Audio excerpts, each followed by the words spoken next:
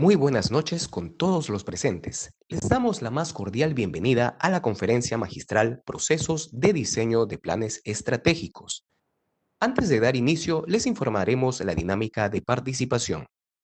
Durante la presentación, el público podrá realizar sus preguntas o consultas de preguntas y respuestas, las cuales se les hará llegar al ponente para que éstas sean resueltas al finalizar la ponencia. A continuación, palabras de bienvenida a cargo de la señora Carla Gutiérrez, representante de la Subdirección Administrativa de la Escuela Nacional de Control. Buenas noches. Para la Escuela Nacional de Control de la Contraloría General de la República, es un placer darles la bienvenida a la conferencia magistral Proceso de Diseño de Planes Estratégicos, que estará a cargo de la doctora Emma Juaneda Ayenza, quien es profesora titular de la Universidad de Organización en el Departamento de Economía y Empresa en la Universidad de La Rioja. Es doctora con mención europea en Economía y Dirección de Empresas. Desde el 2016 es coordinadora académica de los títulos de experto en calidad y mejora de la Universidad de La Rioja y desde el 2019 directora académica del Diploma de Especialización, Desarrollo y Atención Integral a Adolescentes en colaboración con el Ministerio de Salud de El Salvador. Ha impartido docencia en países como Alemania, Colombia, Finlandia, Polonia, Perú y Rusia. Sus investigaciones han dado lugar a más de 50 publicaciones en forma de artículos y libros.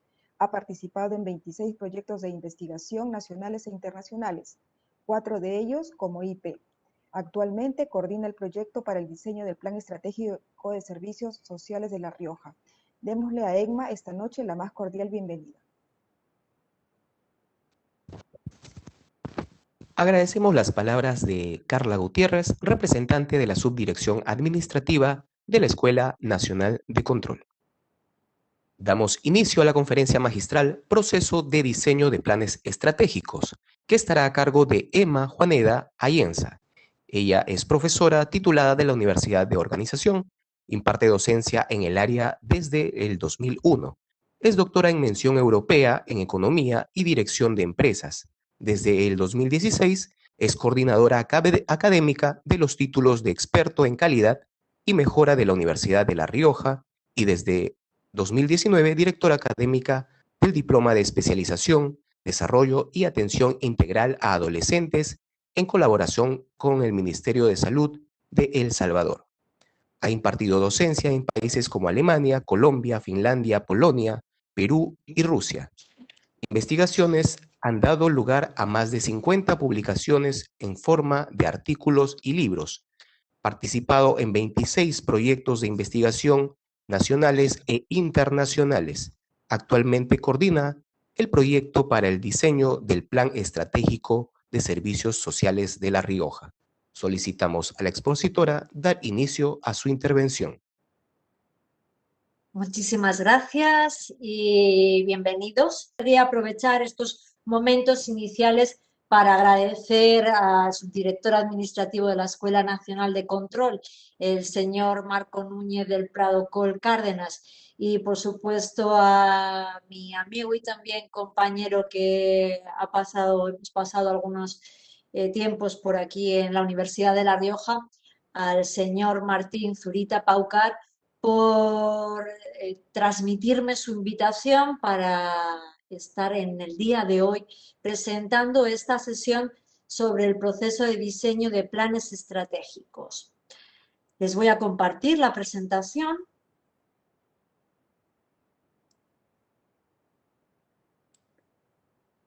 Y como ya me han hecho una presentación lo suficientemente extensa, pues en el día de hoy el objetivo fundamental de esta sesión es introducirnos sobre el tema. A ver, sí, ahora. El objetivo fundamental de la sesión es introducirnos en el tema de la planificación estratégica y cuáles serían los puntos claves a la hora de llevar a cabo el diseño de la ruta que nos lleve a conseguir nuestros objetivos. Eh, He aprovechado esta primera diapositiva, esta primera imagen con Pablo Picasso, porque él es uno de los primeros que nos marca la importancia de la planificación para poder alcanzar unas metas y que en el caso de que no tengamos esa planificación, ese vehículo, difícilmente podremos alcanzar el éxito. En ese sentido, la presentación que vamos a tener en esta mañana la vamos a estructurar en 6 bloques. Primero, una introducción que nos sirva de justificación de la importancia de la planificación y de la perspectiva de la escuela de la dirección estratégica a la hora de plantearnos la gestión de las organizaciones. Después, el punto 2, definiremos la misión, visión y valores como punto de partida. Después, empezaremos a hacer una fase de diagnóstico que será desarrollado en el punto 3 y en el punto 4, donde trabajaremos o donde introduciremos las variables del entorno y las variables internas de la organización para, en el punto 4, marcar lo que sería la herramienta que nos permite esa parte creativa de identificación de cuáles van a ser nuestras líneas de futuro, nuestras líneas estratégicas y finalmente en el punto 6 determinar cómo vamos a hacer esa concreción de líneas en planes. Y por Doctora, supuesto, finalmente acabaremos con una conclusión. doctora Emma, por favor, le Sí. solicitamos que pueda poner su presentación en modo de pantalla completa. Perdón, pensaba que estaba A ver. eh, ¿Ahora cómo la ven? Perfecto, muchas gracias. Vale. Bueno, pues teniendo en cuenta lo antes señalado, lo que vamos a proyectar aquí sería el proceso general de definición de la estrategia organizativa. Como pueden ver, en el punto de partida comenzaríamos con la definición de la misión y visión y valores, que esto nos enmarcaría cuál es el punto de partida del cual estamos en el presente. A partir de ahí tendríamos que hacer una valoración tanto de lo que está en nuestro entorno como de cuál es nuestra situación actual a nivel interno. A partir de esa recogida de información que nos lleve al diagnóstico, podremos empezar a establecer cuáles son las líneas de desarrollo futuras, cuáles serán los recursos claves, las actividades en las que pretendemos continuar nuestro desarrollo y, por supuesto, la adecuación estructural para poder conseguir esas vías de crecimiento.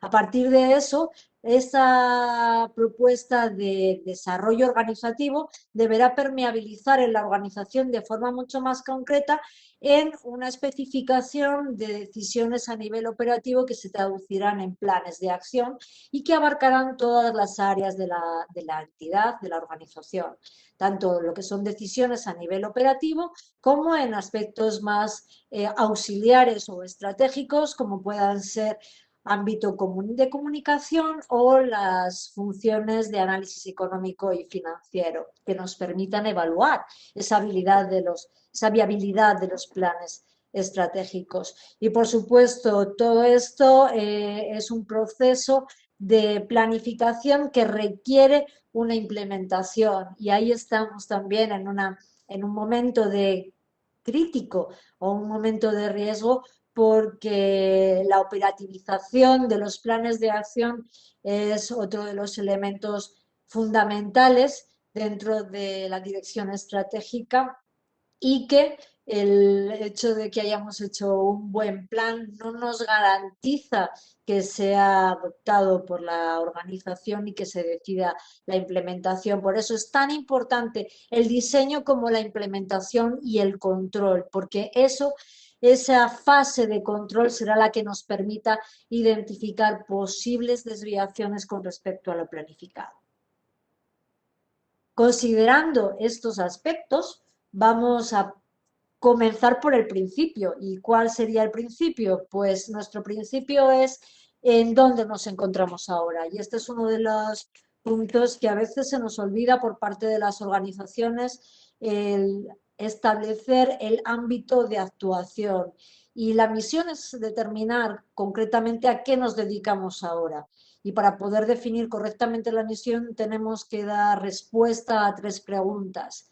¿Qué, cómo y para quién? El qué es lo que da sentido a la organización y que son las necesidades a las que nos dedicamos. El cómo sería la manera en que solucionamos o aportamos soluciones a las necesidades detectadas, y el para quién sería el público objetivo al que se dirigen. Esas 3 preguntas son las que circunscriben nuestros límites de actividad. Y cuando me planteo que al final las organizaciones son seres vivos y tienen procesos de cambios, entonces no es algo que la misión vaya a permanecer de una manera fija o invariable a lo largo del tiempo, sino que todo está en constante cambio y que lo que no mejora va a empeorar. Por lo tanto, la propuesta es intentar definir cómo nos vemos en el futuro, cuál es nuestra visión como organización para trazar ese camino que nos lleve de la misión a la visión, que eso es la estrategia. El camino también puede hacerse de diferentes maneras, y cuando planteamos esos valores, con ello nos queremos referir fundamentalmente a la forma en que vamos a realizar el camino. De alguna manera, los sistemas de valores configuran la cultura de la organización y permiten el interiorizar las tomas de decisiones en base a unos criterios comúnmente aceptados. Por eso es tan importante a la hora de definir la estrategia considerar los valores con los que se quiere llevar a cabo ese itinerario entre misión y visión. Esto no es algo nuevo, sino que bueno, la idea de actividad o de definición de cuál es el ámbito de organización de una entidad es algo que nos hemos planteado desde hace ya muchas décadas, y la misión es un elemento crítico para saber a qué nos estamos dedicando y dedicarnos a lo que nos tenemos que dedicar, y no el invertir recursos o esfuerzos en aquellas cosas que escapan de nuestra misión. Por eso es tan importante saber establecer esas fronteras de actividad. En sociedades cada vez más complejas y que además hemos visto ahora una incidencia cada vez más intensa de lo que sucede a nivel global, que esto nos lo ha traído la globalización, pues este planteamiento nos requiere que a la hora de definir nuestra misión consideremos que es algo que es dinámico y que va a ir cambiando con el tiempo, y eso nos tiene que replantearnos que nosotros estamos al servicio de nuestros usuarios o de nuestros clientes, y que debemos satisfacer las necesidades que van surgiendo, que van evolucionando a lo largo del tiempo, y no pretender que sean nuestros usuarios o nuestros clientes los que se adapten a lo que nosotros llevamos como actividad. Ya era Ansoff el que definió cuál era el marco de análisis, y esa definición lo hacía en torno a dos conceptos fundamentalmente: el concepto de producto y el concepto de mercado, que puede ser igualmente aplicable tanto en el sector mercantil como en el sector público o en el sector no lucrativo, con las adaptaciones correspondientes. Desde el punto de vista del producto, sería la conjunción de los dos interrogantes que hemos planteado anteriormente: el tipo de necesidades que estamos cubriendo y la manera en que cubrimos esas necesidades. Y por otro lado, tenemos el mercado o el público objetivo, que es el resultado de la intersección entre el para quién y el qué tipo de necesidades. Entonces, en esa combinación de elementos será donde demos respuesta a cuál es nuestro punto de partida y cómo debemos mantener un sistema de información actualizado sobre los cambios que se van produciendo en aquello a lo que nos dedicamos, que son dar respuestas a necesidades. Por lo tanto, esa investigación de mercados va a ser un elemento clave para poder detectarnos o anticipar posibles modificaciones en las necesidades de nuestro público. Teniendo en cuenta esto, cuál es la situación actual y esa visión de dónde nos queremos ver, dónde queremos estar en el futuro, hay que comenzar a planificar ese proceso de cambio. Y para ello vamos a tener que, pues, analizar información.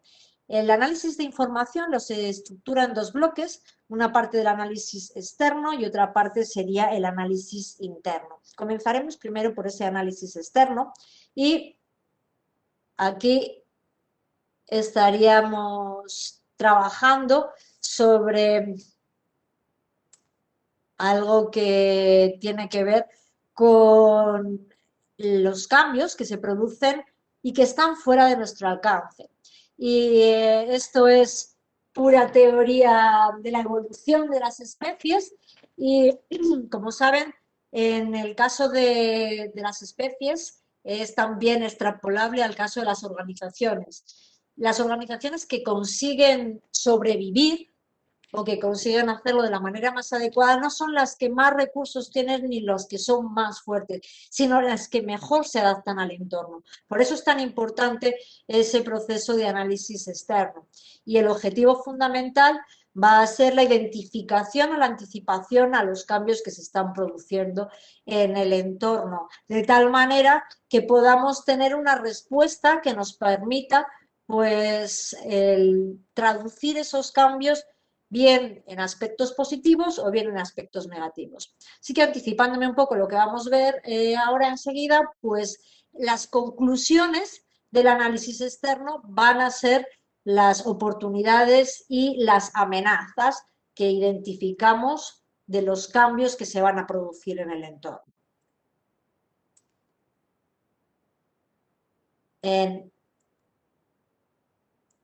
En el caso de este análisis externo, vamos a trabajar también con dos tipos diferentes de análisis. Va a ser, por un lado, el análisis del entorno general, que sería la identificación de la complejidad de ese entorno, es decir, cuántas son las variables que nos afectan, cuál es el nivel de incertidumbre atribuido a esas variables, cuál va a ser la intensidad de los cambios o el número de cambios que nos vamos a encontrar, porque cuanto más cambien nuestros entornos de una forma más rápida y con un mayor nivel de variabilidad o de incertidumbre, nos estaremos moviendo en entornos más complejos, y por supuesto esto nos va a requerir, pues, trabajar con mayores con escenarios más diferentes de riesgo, y por supuesto con un mayor número de variables que nos vayan a afectar. Así que el análisis del entorno general que se utilizan habitualmente, pues los modelos PEST o PESTEL, que son sin más el acrónimo de variables relacionadas con aspectos políticos, económicos, sociales, tecnológicos, ecológicos y legales, pues esas categorías de variables nos van a poder determinar cuáles son nuestras fuentes de información a las que podemos recurrir para poder tener esa capacidad de anticipación o identificación de posibles cambios.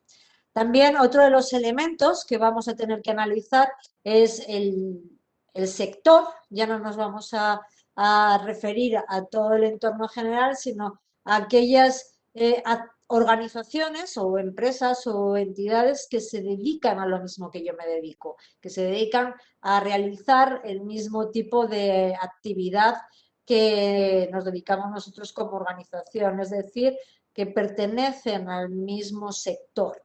Y para ello, habitualmente, lo que se traduce es en un análisis Porter, de las 5 fuerzas de Porter, que lo que tiene como objetivo es una evaluación del grado de rivalidad.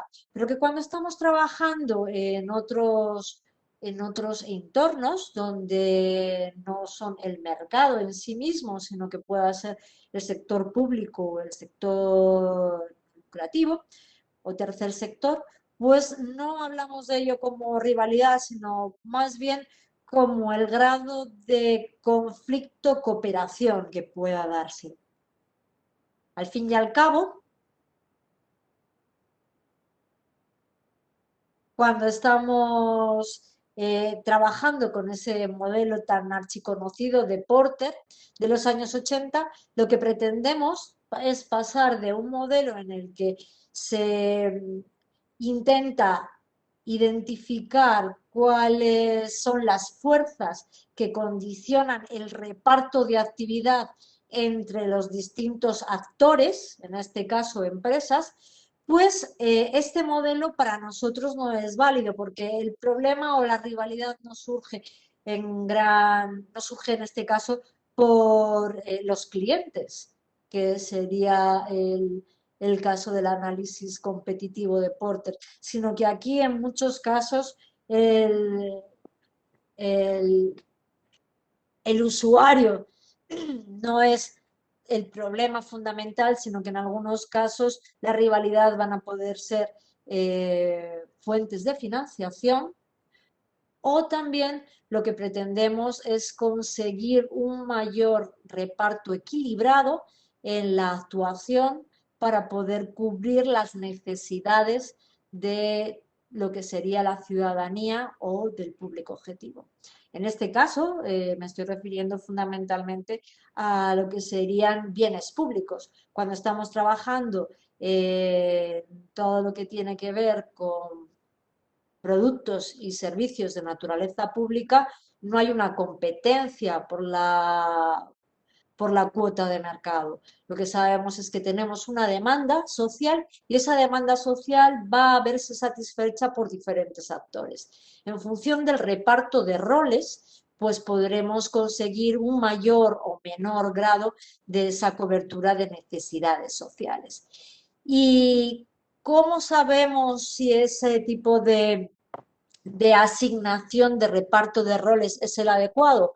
Pues la función clave que vamos a tener que replantearnos en ese análisis de los grupos de interés y de los participantes en ese contexto va a ser el atribuir a cada uno de los actores aquellas actividades que son parte de su misión y que tienen unos mejores recursos y capacidades para poderlas desempeñar, de tal manera que cada cual aporte aquello que es mejor o en lo que es más capaz de llevarlo a cabo. Y esto me lleva al siguiente punto, que sería el análisis interno. En el análisis interno, como estábamos planteando, se trabaja fundamentalmente en una identificación de cuáles son los recursos y capacidades claves para que una organización pueda desempeñar su misión. Así que el punto de partida es, como decíamos, el saber a qué nos dedicamos y en aquello que nos dedicamos identificar o buscar cuáles serían aquellos elementos, actividades, recursos, capacidades, infraestructuras que permitan desarrollar la actividad de la mejor manera posible, con el fin de conseguir la satisfacción del público objetivo, de las personas a las cuales o por las cuales estamos trabajando. Aquí un breve inciso para comentar cuáles son los recursos y capacidades. En el caso de los recursos, pues sería cualquier factor o elemento que utiliza la organización o la empresa para la obtención de los bienes o servicios que son destinados a los clientes. Esa sería la definición básica y tendríamos una categorización en dos bloques, en lo que serían recursos tangibles, que tienen una expresión material, son más fácilmente identificables y pueden ser valorados económicamente de una manera más directa. Y por otro lado tendríamos los recursos intangibles, que son aquellos que no tienen una manifestación física, están más relacionados con las capacidades, como por ejemplo el conocimiento y la información, y su evaluación o valoración es más complicada. Cuando nos referimos a las capacidades, hablamos de ellas como de las habilidades en la utilización de los recursos por medio de la organización. Y de alguna manera lo que se pretende con las capacidades es representar aquello que la organización es capaz o es habilidosa para llevarlo a cabo en comparación también con lo que puedan hacer otro tipo de organizaciones similares y que además aquello que hace bien es valorado o es percibido por los usuarios finales como una habilidad clave para generar ese valor añadido. Las capacidades son complicadas de adquirir de manera directa, más bien deben ser construidas y además suelen estar relacionadas con la interacción de más de un recurso dentro de la organización. Por eso no es algo que se consiga fácilmente, sino que requiere tiempo y esfuerzo. A diferencia de lo que ocurre con los activos físicos, las capacidades no disminuyen con su utilización, sino que pasa lo contrario. Cuantas más los utilizamos, más se desarrollan y más crecen. Así que es importante poner al servicio de la organización esas capacidades, porque la maestría se consigue con la práctica. Para poder identificar cuáles son los recursos y capacidades claves que nos permitan, pues eso, el fortalecer aquello en lo que debemos enfocarnos, pues sería importante el llevar a cabo un análisis de qué cosas son importantes desde un punto de vista pormenorizado en la creación de valor para nuestro destinatario final. Entonces, una herramienta clave va a ser la cadena de valor, igual que los mapas de procesos. La cadena de valor lo que me permite es identificar la secuencia de actividades y poder asignar en cada una de ellas cuáles son los recursos y capacidades fundamentales para la creación de valor añadido para el destinatario final, y los mapas de procesos también nos van a permitir esa identificación del flujo tanto de información como de actividad entre las distintas partes o componentes de la organización. Así que dentro de lo que sería nuestra incorporación, como bien sea como administración o como una empresa o una entidad que colabora dentro de un proceso productivo más amplio, pues nuestro análisis va a estar encadenado, como pueden ver en la línea superior, no solamente a lo que son las actividades que se hacen por parte de la organización, sino que también formamos dentro de una cadena más amplia un proceso de transformación que nos requiere una colaboración con todo lo que serían nuestros colaboradores previos, que serían los proveedores o los proveedores de los proveedores, así como con todas las organizaciones o empresas que son consecutivas a nuestra actividad y que forman parte también de esa interacción con la relación con el cliente.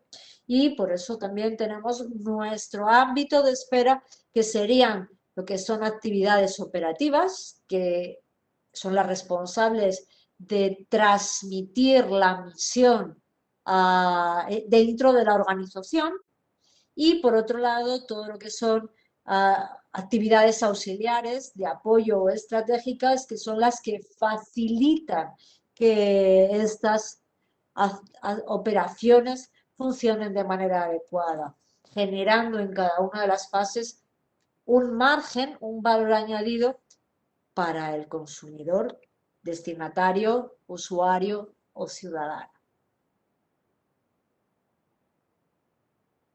Siguiendo con esa idea, y que viene también desde el punto de vista de la gestión empresarial, y la principal intención que tenemos con el diseño de planes estratégicos es conseguir alcanzar nuestra visión, pero haciéndonos cada vez más fuertes. Y esa idea de fortaleza va a venir condicionada por lo que sería el concepto de ventaja competitiva, que es algo aplicado al ámbito empresarial.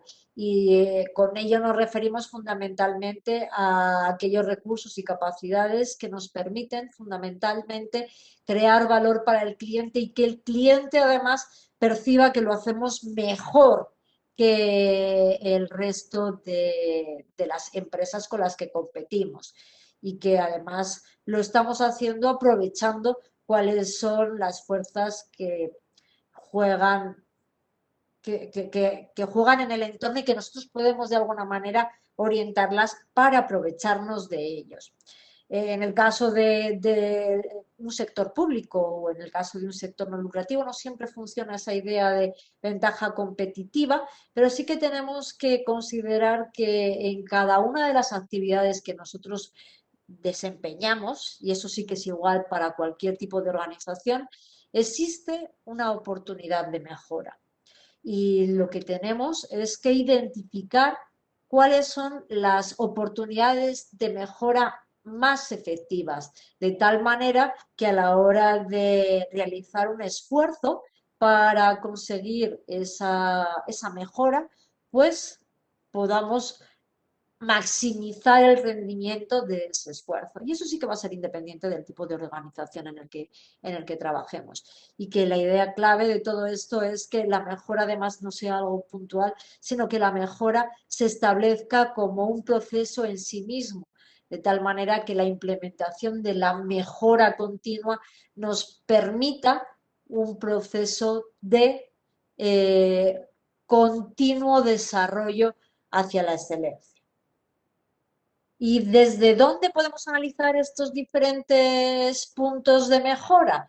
Pues podríamos hablar de una mejora en cuanto a eficiencia productiva, que sería trabajar en incorporar unas actuaciones relacionadas con las funciones, especialmente con aquellas que tienen un mayor impacto en el valor añadido final. Después también podemos llevar a cabo acciones relacionadas con la generación de sinergias, y aquí serían procesos de coordinación o de comunicación interna que faciliten esos flujos de actividad o de comunicación.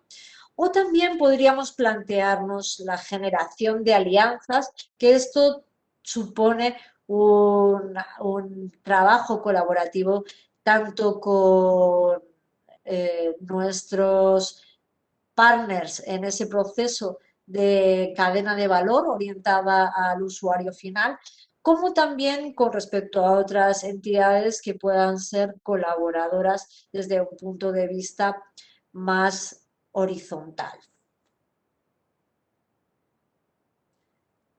Una vez que tenemos identificados cuáles son los recursos y capacidades claves de nuestra actividad y cuáles pueden ser aquellos que sean susceptibles de mejora, una de las tareas habituales que se suele hacer es también un perfil estratégico o un análisis que se llama benchmarking, pero la idea fundamental es identificar cuáles son nuestros puntos críticos y intentando aprender de los mejores. Se aprende de quien sabe y de quien tiene experiencia, por eso esa idea de aprendizaje colectivo es clave a la hora de la gestión del conocimiento y que podamos identificar cuáles son nuestros posicionamientos con respecto a cada uno de los recursos que son claves para la generación de valor o incluso para esa posibilidad de ampliar nuestro radio de acción a través de la creación de relaciones mutuamente beneficiosas con los grupos de interés, pues con todo ello podemos ver cuáles serían los elementos en los cuales estamos bien posicionados y en cuáles estamos mal posicionados. El perfil estratégico se trata de, una vez que hemos hecho el análisis de la cadena de valor, que sería como resultado un inventario de recursos y capacidades claves para el desarrollo de nuestra misión, a partir de ahí, traducirlo en mi organización y ver de esos recursos y capacidades que son claves en diferentes áreas, cuál es mi posicionamiento con respecto a cada uno de ellos. Y como pueden ver, este perfil lo que supone es esa puntuación en cada uno de los recursos o capacidades identificados en las áreas funcionales. Yo me posiciono desde el nivel de tenencia de ese recurso y capacidad, desde un nivel muy bueno o muy elevado a un nivel malo o muy malo. Como pueden comprobar, en este caso estaríamos hablando de que nuestra empresa o nuestra organización estaría representado por el color rojo y el de la competencia sería, o de la empresa de referencia, organización de referencia, estaría en un color grisáceo. Lo que sabemos perfectamente es que en este punto yo me encontraría en una situación en desventaja para lo que sería la calidad del producto. Sin embargo, para en el área de estructura de costes me encontraría en una posición más fuerte que la organización de referencia. ¿Qué significa eso? Que aquí esto sería un punto débil para mi organización y sin embargo esto sería un punto fuerte. Y ese es el resultado de un perfil estratégico de una actividad de benchmarking. Identificar cuáles son nuestros puntos fuertes y nuestros puntos débiles. Porque la tenencia de un recurso no es buena en sí misma ni mala. Sí va a ser cuando lo ponga en comparación con lo que se está produciendo en el entorno y en organizaciones de referencia. Así que como conclusión de este resultado de análisis interno, lo que tendríamos serían los puntos fuertes y los puntos débiles. Y como resultado de nuestro análisis externo tendríamos las oportunidades y las amenazas. Y eso es un punto de partida clave porque el elemento fundamental para poder tomar decisiones de una manera adecuada es a partir de una información lo más acertada posible. No nos va a garantizar, por supuesto, el hecho de que hayamos hecho un buen análisis de información, que tengamos éxito a la hora de planificar y de alcanzar nuestras metas, pero desde luego son los ingredientes fundamentales para que a la hora de aplicar nuestra receta, podamos tener un buen resultado final. Y por eso aprovecho para poner aquí esta frase de Sun Tzu, del arte también de la guerra, que la clave está en conocerse muy bien a nivel interno y también a conocer lo que sucede en el exterior, porque con lo primero es posible que tengas éxito, pero si no te conoces, si desconoces al enemigo y te desconoces a ti mismo, sucumbirás en cada una de las batallas. Así que una vez que tenemos esa información, el paso siguiente va a ser el empezar a concretar cómo definimos nuestro camino hacia la visión. Y para eso tenemos esa matriz DAFO, que si antes estábamos hablando de una fase analítica en la que hemos estado recogiendo información. Todo lo que hemos hablado anteriormente es información que está tanto a nivel de fuentes primarias, como pueda ser todo lo que es el diagnóstico interno, como también de fuentes secundarias, como pueda ser todo lo que son indicadores de entorno y que vienen de diferentes organismos oficiales que nos pueden facilitar parte de la información relacionada con cambios económicos, sociales, políticos. Entonces, ese proceso de creación de información como de recogida de información va a ser la fase analítica y ahora vamos a empezar con la fase creativa que nos va a dirigir a lo que sería el diseño del camino que queremos para desarrollarnos como organización, para evolucionar hacia donde queremos evolucionar. Entonces, para ello, vamos a trabajar con lo que hemos dicho, los resultados del análisis del diagnóstico interno, que serían las debilidades y fortalezas, y el diagnóstico del análisis externo, que son las amenazas y las oportunidades. Y aquí, ¿qué es lo que debo de hacer?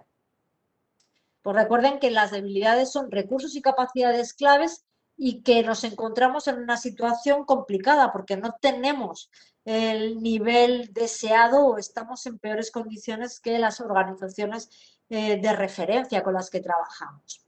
Las fortalezas sería el caso contrario, estamos hablando de recursos y capacidades que nos encontramos en una situación ventajosa. Las amenazas serían cambios externos que se están produciendo y que me pueden afectar negativamente, y las oportunidades son cambios externos que los puedo dirigir o puedo dirigirme para que supongan un efecto positivo. El cambio en sí no es bueno ni es malo, es lo que yo hago con él.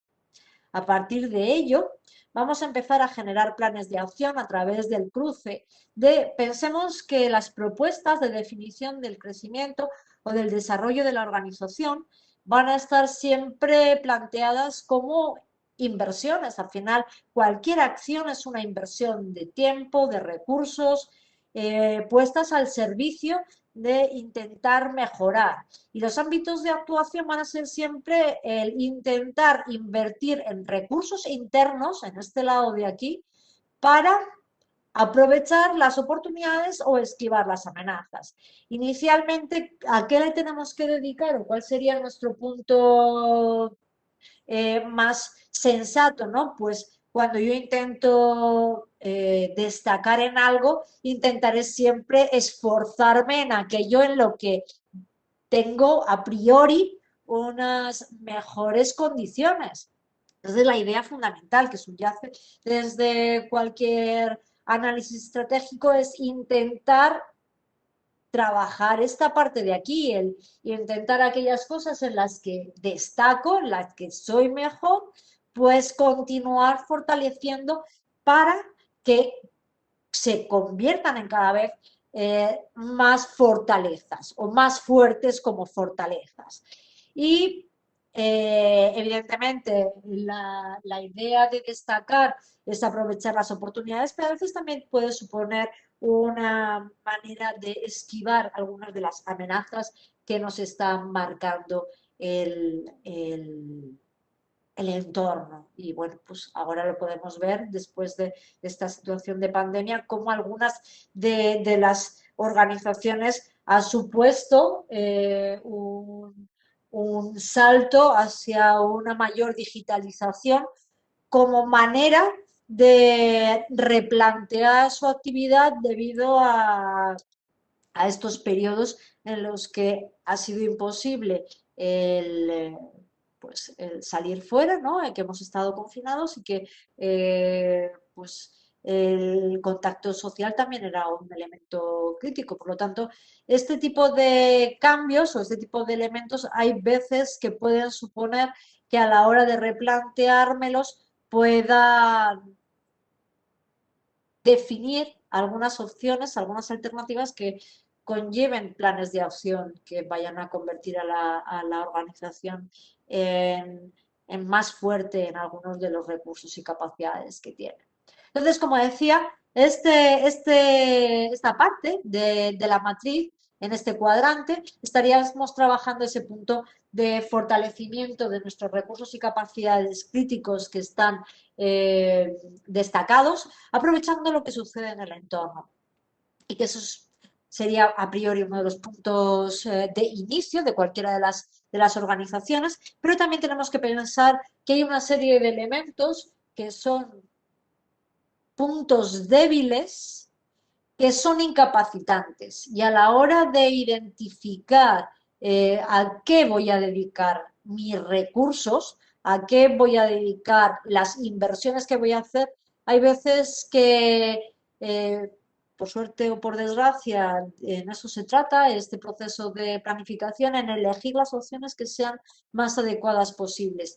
Y cuando tengo un recurso incapacitante, en esos casos no puedo continuar a hacer una propuesta de mayor nivel porque mis primeras opciones van a ser intentar salvar esa debilidad incapacitante y a partir de ahí será como pueda continuar. Así que la idea fundamental es en cada uno de los cuadrantes hago ese cruce entre análisis externo y análisis interno. Como hemos dicho, en el verde sería oportunidades con las fortalezas. En este punto sería la peor de todas las opciones y aquí sería tratar de corregir las debilidades para contrarrestar el efecto de las amenazas. Por otra parte, tendríamos en este cuadrante de qué manera puedo invertir en fortalezas y esquivar algunas de las amenazas del entorno. Y finalmente el cuadrante de debilidades y oportunidades, lo que me plantea es la inversión en debilidades que permitan aprovechar algunas de las oportunidades. A partir de ahí, de haber generado toda una variación o una combinación de casillas entre oportunidades, amenazas, fortalezas y debilidades, tendré una playa de planes, de posibles planes de acción, que ahora lo que tengo que plantearme es de qué manera hago esas evaluaciones. Como decíamos, a la hora de seleccionar tenemos que plantear unas puntuaciones que de alguna manera sean lo más objetivas posibles, que nos permita, o más que objetivas, consensuadas posibles, porque ahora estamos en esa fase de definiciones del plan estratégico y piensen que una cuestión es clave. Un plan estratégico es un proceso de cambio y un proceso de cambio no se impone. Un proceso de cambio se hace desde el consentimiento y desde el convencimiento. Entonces, es fundamental que se incorporen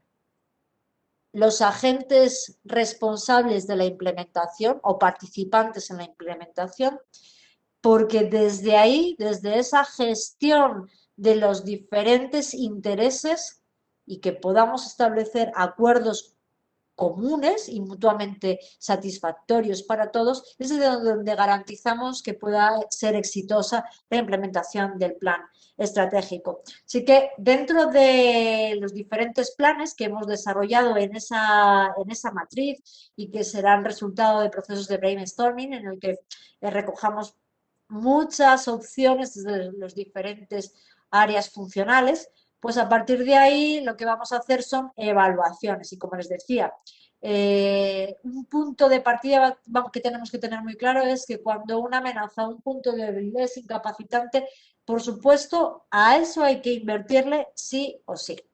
Para el resto de los casos, lo que vamos a hacer son evaluaciones consensuadas y, como decíamos, en los cruces que vamos a tener entre puntos fuertes y oportunidades y puntos fuertes y amenazas, lo que me tengo que plantear es cómo puedo aprovechar esa oportunidad para fortalecer mi punto, mi recurso, o cómo puedo contrarrestar la amenaza con mi punto fuerte, en función de si el plan es un plan que haya hecho una valoración económica.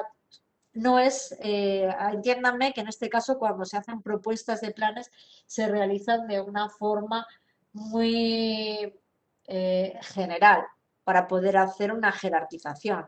Y lo que hacemos es una evaluación previa de posible impacto y desde ahí planteamos un proceso de evaluación de diferentes agentes para que consideren cada uno de los puntos, cada uno de los planes, si es adecuado o no es adecuado, si de excelente o a plan mediocre, ¿vale? Esto lo haríamos para cada una de las áreas de la matriz, para los puntos débiles con las amenazas. En este punto, la pregunta que nos haríamos es si se corrige el punto débil, ¿cómo podría hacerlo frente a la amenaza? Y aquí también nos plantearíamos si habría una valoración de si se puede corregir ese punto débil afrontando esa amenaza o no se puede corregir el nivel de intensidad de la corrección. Entonces, también valoraríamos esos cuadrantes y finalmente los puntos débiles con las oportunidades. Cómo invirtiendo a ese punto débil podríamos aprovechar la oportunidad y también se haría para ese cuadrante la evaluación y también en una escala de 1 a 7. El resultado final sería una matriz con puntuaciones que nos permitiesen, a ver, que no les... Aquí ven, esto sería el resultado, aquí están puestas de alguna manera en cada uno de los cuadrantes, por detrás tendríamos un plan de acción y que estos serían los valores medios a los que se ha llegado desde el acuerdo. Por eso lo que pueden ver es cómo la fortaleza 1 tiene una puntuación total de 54, la fortaleza 3 de 46 y la debilidad 5, todos los planes de acción en realidad tienen una valoración de 29. Desde aquí lo que se hace a la hora de plantearse la selección es identificar cuáles son los planes de acción que me permiten, por un lado, fortalecerme como organización y por otro lado generar sinergias. Por eso a la hora de evaluación no solamente elegimos en función de los recursos o del volumen de inversiones que podemos hacer y que maximice la puntuación, sino también cómo podemos generar sinergias a la hora de invertir desde desde una fortaleza, permitiéndonos aprovechar distintas oportunidades que se están produciendo en el entorno, ¿vale? Así que la selección de planes de acción va a venir condicionada por un análisis de lo que serían líneas para identificar cuáles son aquellas líneas más potentes desde un punto de vista de recursos, que serían todas las filas, y también cuáles son las oportunidades o amenazas, las inversiones en esquivar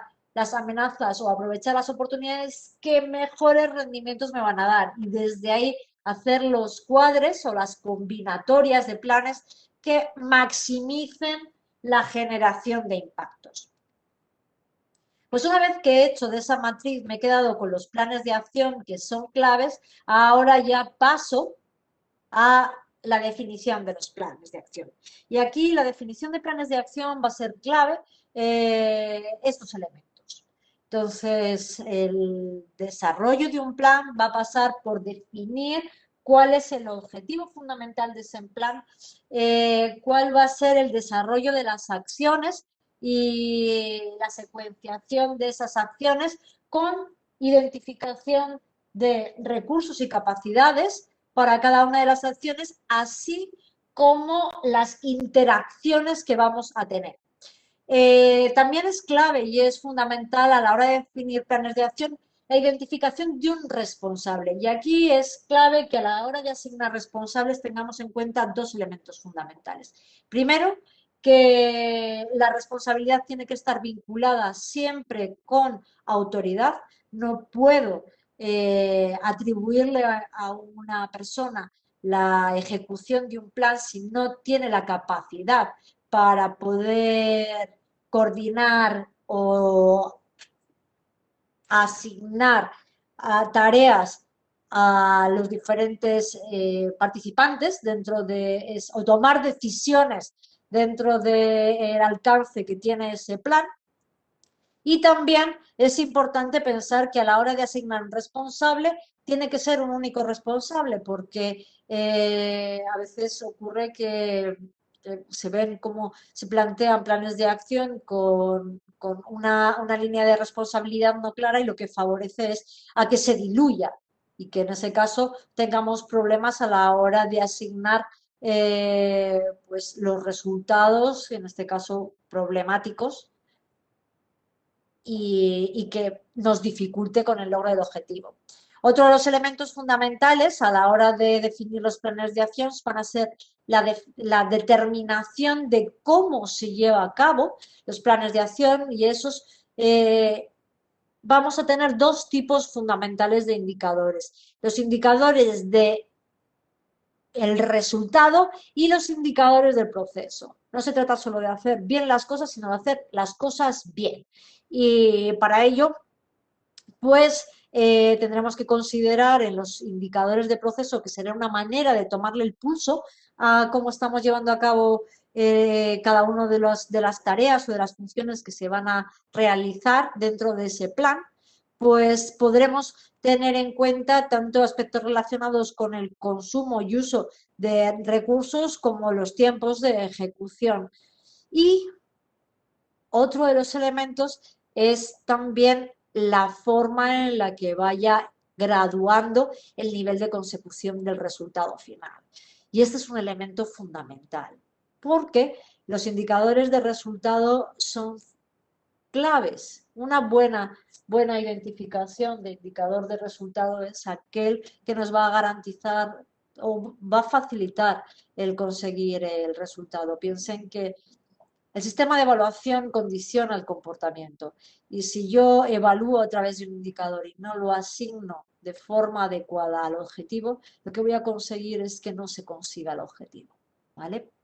Así que eso es otro elemento clave a la hora de definir los planes de acción. Y, por supuesto, la calendarización, que nos permita el establecer el cronograma de seguimiento de tareas de los planes.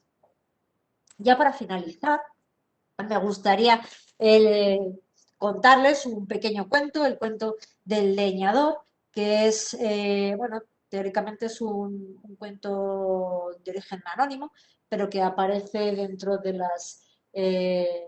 de un famoso libro sobre la eficiencia, ¿no?, de las personas eficientes. Las 7 leyes para la eficiencia de las personas. Y este cuento es el cuento que se titula El cuento del leñador, perdón. Había una vez un leñador que se presentó a trabajar en un aserradero. El sueldo era bueno y las condiciones de trabajo mejores aún. Por lo tanto, el leñador se decidió a emplearse a fondo. El primer día, al presentarse al capataz, este le dio un hacha y le designó una zona de trabajo. El hombre, entusiasmado, salió al bosque y en un solo día cortó 18 árboles. «Te felicito», le dijo el capataz. «Sigue así». Animado por las palabras del capataz, decidió mejorar su propia marca, de tal modo que esa noche se fue a descansar bien temprano. Por la mañana se levantó antes que nadie y se fue al bosque. A pesar de todo el empeño, no consiguió cortar más que 15 árboles. Triste por el poco rendimiento, pensó que tal vez debía descansar más tiempo, así que esa noche decidió acostarse con la puesta del sol. Al amanecer, se levantó decidido a superar su marca de 18 árboles. Sin embargo, ese día solo cortó 10. Al día siguiente fueron 7, luego 5, hasta que al fin de esa primera semana de trabajo solo cortó 2. No podía entender qué le sucedía, ya que físicamente se encontraba perfectamente, como el primer día. Cansado y por respeto a quienes le habían ofrecido el trabajo, decidió presentar su renuncia, por lo que se dirigió al capataz, al que le dijo: «Señor, no sé qué me pasa, ni tampoco entiendo por qué he dejado de rendir en mi trabajo». El capataz, un hombre muy sabio, le preguntó: «¿Cuándo afilaste tu hacha la última vez?». «¿Afilar? Jamás lo he hecho. No tenía tiempo de afilar mi hacha. No podía perder tiempo en eso. Estaba me ocupando cortando árboles». Siguiendo los consejos de capataz, el leñador, entre árbol y árbol, empezó a tomarse su tiempo para afilar el hacha. De esta manera pudo duplicar la tala de árboles. Con esto, me parece como conclusión a esta sesión sobre la definición de los planes, porque en la mayor parte de las organizaciones, o muchas veces nosotros mismos en el día a día, pues estamos enfocados en eso, en lo que son la realización de tareas sin realmente preocuparnos por saber hacia dónde nos llevan. Y la dirección estratégica se trata de eso. Es un parar de vez en cuando a afilar el hacha, a saber cuáles son los recursos y las capacidades que son fundamentales para permitirme llegar hacia donde debo llegar. Y que aunque en algunas ocasiones sea considerado como un tiempo perdido, el parar a planificar, a revisar y a controlar lo que se está haciendo es un elemento fundamental para evitarnos muchas de las pérdidas, que es el principal problema que nos encontramos en la mayor parte de las organizaciones. El hecho de que los costes que suponen la no calidad, el hacer las cosas mal por no haberlas hecho de una forma planificada, es muchas veces mucho más mayor, mucho más voluminoso en coste que lo que supone la dedicación a los costes de calidad o los costes de planificación. Así que, sin más, creo que voy a detener la presentación y estoy a su disposición si quieren hacer cualquier pregunta o comentario. Y, por supuesto, muchas gracias por su atención durante esta hora.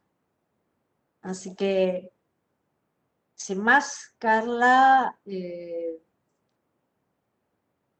doy por finalizada esta presentación. Muchas gracias, Emma, por esta interesante exposición. Nos ha abierto mucho el panorama, ¿no? Respecto a cómo realizar los planes estratégicos de las empresas ¿no? en las que estamos participando.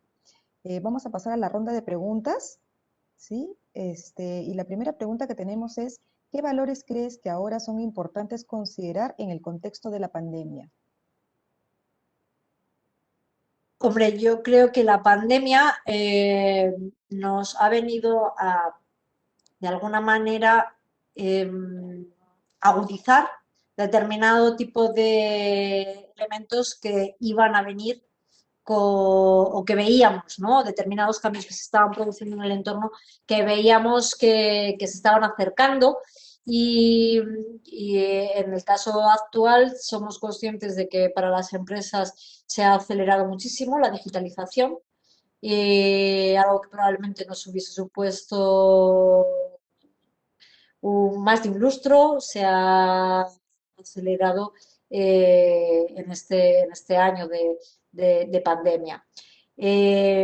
Otro de los aspectos que ha sido claves es, o que ya se nos venía anunciando, es el hecho de que estamos ante una cuarta revolución industrial y evidentemente vamos a no solamente la digitalización, sino que también el hecho de que se va a acelerar ese proceso de, de automatización de gran parte de las actividades, no solamente la digitalización, sino también la automatización y también el salto a un, eh, a un sistema en el que vamos a tener que tomar decisiones de una forma mucho más rápida, porque la interacción que se produce entre todo lo que es el globo, ¿no? La globalización creo que ha conseguido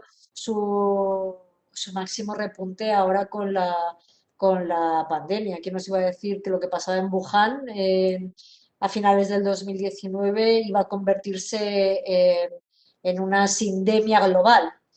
Y yo creo que esos son los tres puntos claves de la pandemia: refuerzo de la globalización, procesos de digitalización, aceleración de los procesos de digitalización y una aproximación mucho más rápida de lo que es la cuarta revolución industrial y la automatización de gran parte de procesos. A ver, tenemos una pregunta más. Dice, desde tu experiencia, ¿cuál es el punto de partida para las personas que han tenido que cambiar su negocio? Yo esto es... nosotros trabajamos aquí con el sector comercial, o bueno, tenemos dentro de la universidad hay una cátedra extraordinaria de comercio y de alguna manera trabajamos, llevamos a cabo investigaciones y trabajos que que permitan fortalecer al, al comercio, especialmente al pequeño comercio local, que es uno de los sectores que se ha visto muy afectado por la anterior crisis y todo lo que es la irrupción de e-commerce, ¿no? En esos casos, ¿qué es lo que nos planteamos? Pues lo que les he dicho, al final lo que nos dice la teoría es que las empresas que sobreviven no son ni las más grandes ni las que son más fuertes, son las que mejor se adaptan al entorno.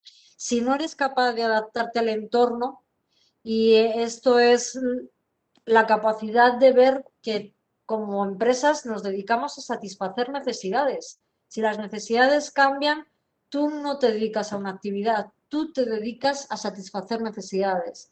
Porque evidentemente, si cambian, por mucho que pretendamos seguir dedicándonos a nuestra actividad y realizar un esfuerzo porque se fortalezca esa actividad, no lo vamos a conseguir. Y es el caso que les digo del comercio, es uno de los que se ha visto.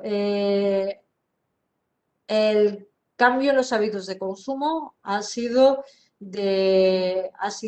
muy intenso en los últimos tiempos y lo que vemos es que aquellos pequeños comercios que han pretendido mantener el mismo tipo de actividad, es muy complicado que sobrevivan, porque salvo especializados que tenían un público muy concreto, el resto, pues lo que se ha visto es que en el momento de pandemia, por ejemplo, ha habido gente que ha facilitado o que ha establecido nuevas vías de comunicación a través del WhatsApp u otras maneras de distribución con clientes y han conseguido de alguna manera sobrevivir. En el otro caso, pues lo que nos hemos dado cuenta es eso, que lo que nos damos cuenta es que de nada sirve luchar en batallas perdidas. Y ese es el principal problema, que a veces nos desgastamos en batallas que ya están perdidas y es necesario reorientar. Y por eso es tan importante lo de el análisis estratégico. No solamente tengo que hacer las cosas bien, sino hacer aquellas cosas bien que son valoradas externamente. Porque por mucho que yo haga una actividad que no es recogida por parte del entorno o del mercado, pues difícilmente me voy a permanecer. Salvo en los casos en que estemos hablando de monopolio o salvo, pues eso, cuando trabajamos con clientes cautivos. Pero cuando hay margen de decisión, ahí es bastante complicado. Dice, ¿qué podemos hacer si no estamos cumpliendo los objetivos de planificación? Las claves, por eso es tan importante el monitoreo. Y es algo que nos hemos quedado ahí con lo que es el diseño, pero tan importante es el diseño como la implementación. Para la gente que nos dedicamos a calidad o sistemas de control, sabemos que hay un gap entre lo que digo que voy a hacer y lo que realmente hago. Lo importante es no consumir el tiempo y esperar hasta llegar a fin de la planificación para tomar medidas. Y por eso el mismo proceso de diseño conlleva esa definición de los indicadores de proceso, que son los que me permiten tomar el pulso para ir viendo si estoy yendo por el camino correcto.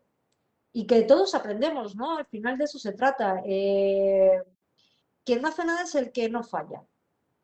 Y cuando se ponen planes en funcionamiento, se corre el riesgo, evidentemente, de que haya desajustes con respecto a lo planificado. Lo importante no es cometer fallos, es no aprender la lección que nos da el fallo.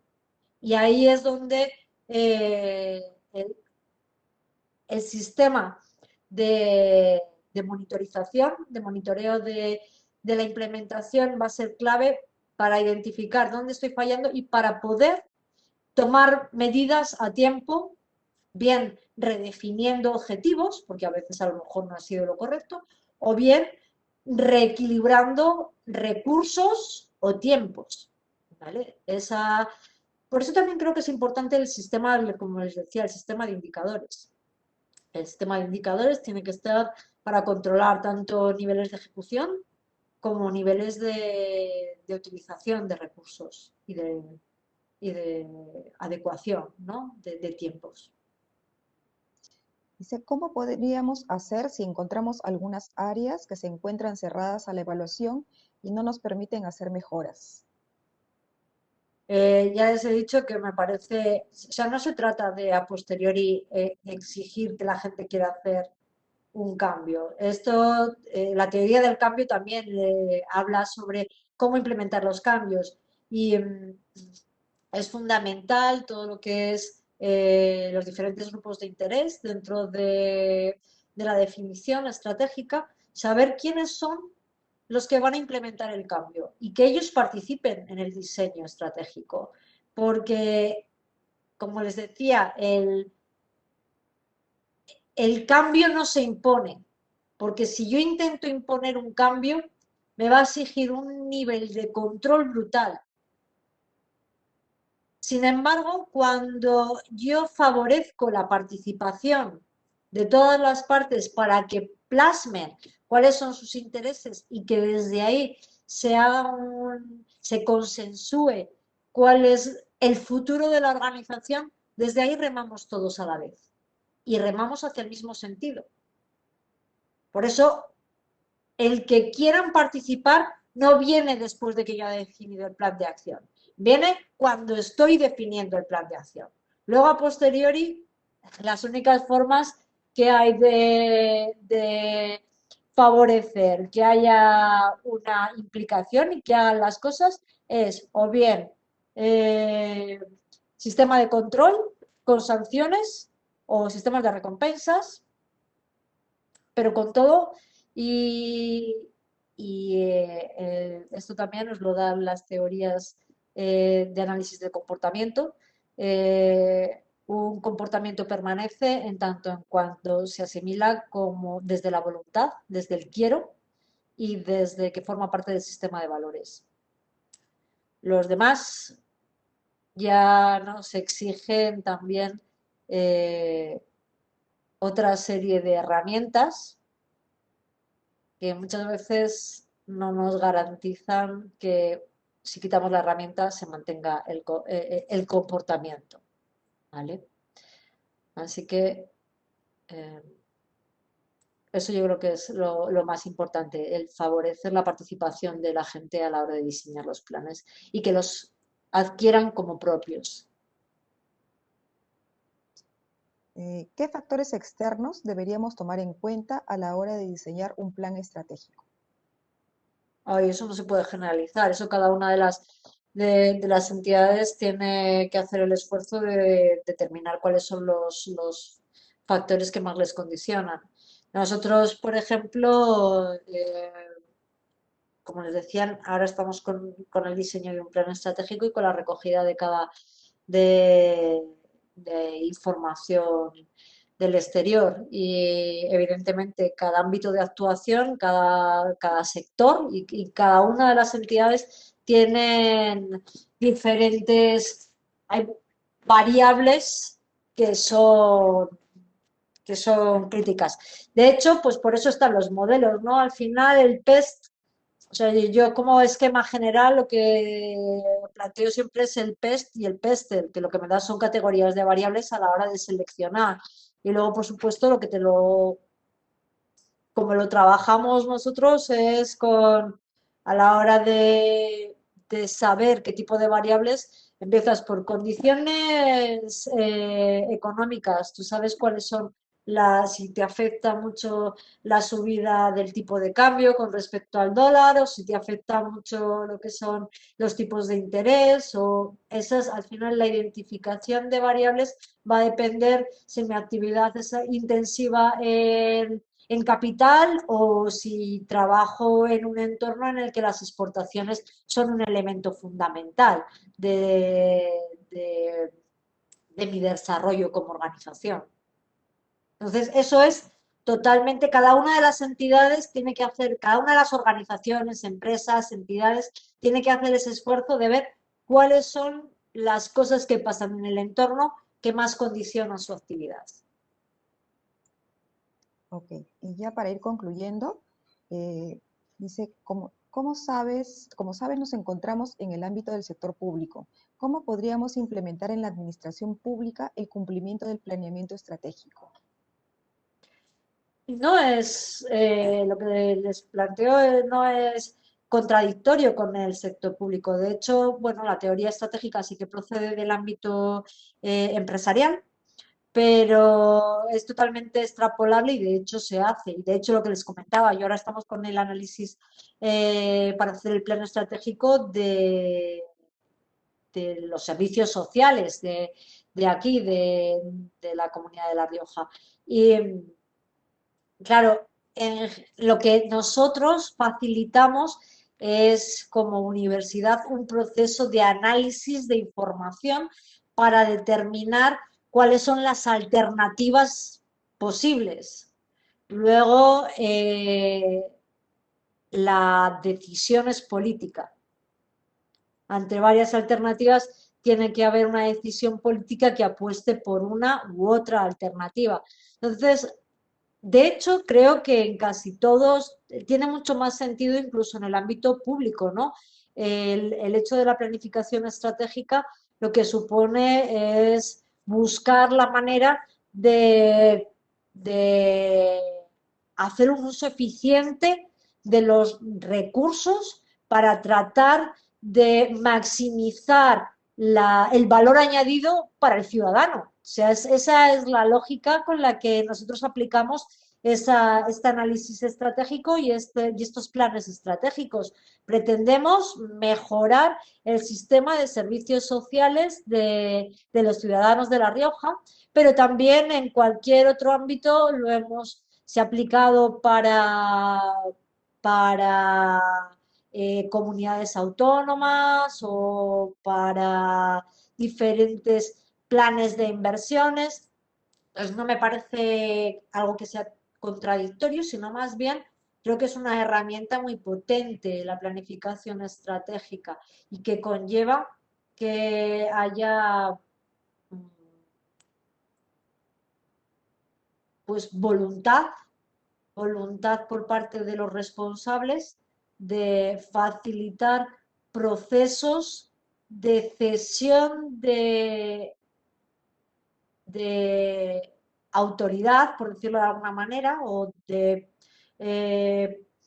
favorecer la participación para que se tomen decisiones en diferentes niveles y que eso es lo que permite que puedan hacerse cambios. Y bueno, esto nos remite también lo que les decía a sistemas de gestión de calidad, lo que serían los círculos de calidad. Hay veces que es quien mejor sabe qué cosas son importantes para que funcione bien un sistema o una organización es quien lleva a cabo las tareas. Y si no intentamos trabajar con equipos de mejora, pues muchas veces la planificación no es suficiente. La planificación es una herramienta para favorecer desde un análisis el, el tomar decisiones, pero las decisiones hay que implantarlas. Y si no se implantan con la gente que tiene que hacerlo, no van a ser exitosas. Así que administración pública tiene todo el sentido del mundo y requiere, pues eso, favorecer que haya un aplanamiento de estructuras.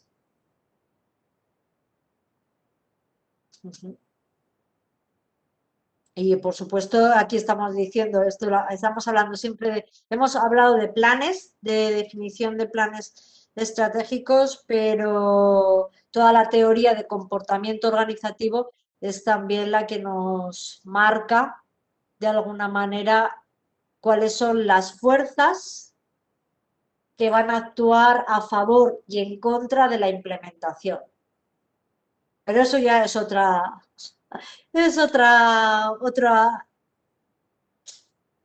sesión muy larga. Sería muy largo de empezar.